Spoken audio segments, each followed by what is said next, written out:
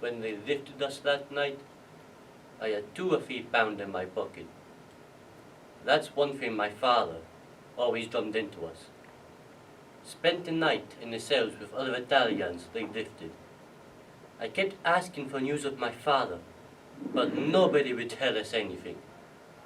I don't know how many weeks passed before they put us on a train. Turned out, it was going to Bury. They turned an old mill into a camp and were filling it up with Italians from all over the country. It was the same story everywhere you turned. This one got his cafe smashed up. That one's got 5 or 6 veins and he's showing us the pictures. Another's got his sons fighting in the British Army.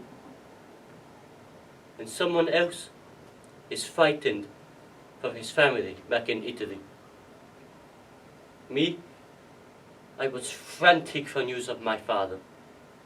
I knew he was playing cards with his cronies the night we were all lifted, but nobody would tell us anything. So I tried to keep thinking about my shop, how I was going to fix it up again, back the way it was. Because if I thought about Rosanella,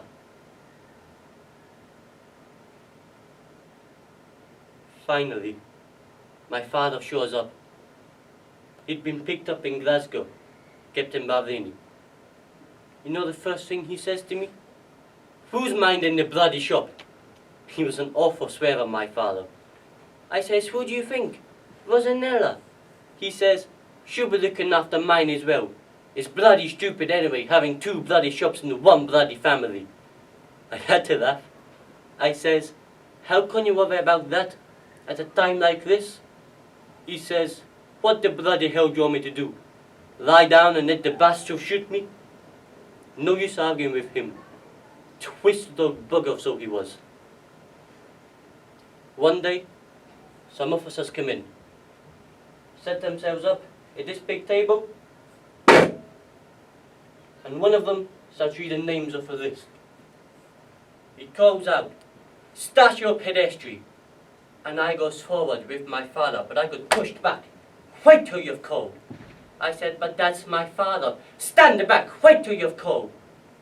I tried to push my father into line, but my father was holding on to me. I started to plead. I says, "You can't split us up. He's my father, let me go with him." They say, "Wait till you've called now, stand back." A couple of them grabbed me and held me. I had to prise his hand off my arm. I can still feel his nails digging into me. I looked at my father. He was at me looking. He says, "You're right for money, son?" It was the last thing he ever said to me. I put him on the Aventador star. Over 500 Italian and other enemy aliens were killed by a German torpedo. A few days later, they come for the rest of us, put us on the SS Etterick. I didn't know till I got to Canada what had happened to my father. Arendora scar, non vi scorremo mai. We will never forget you.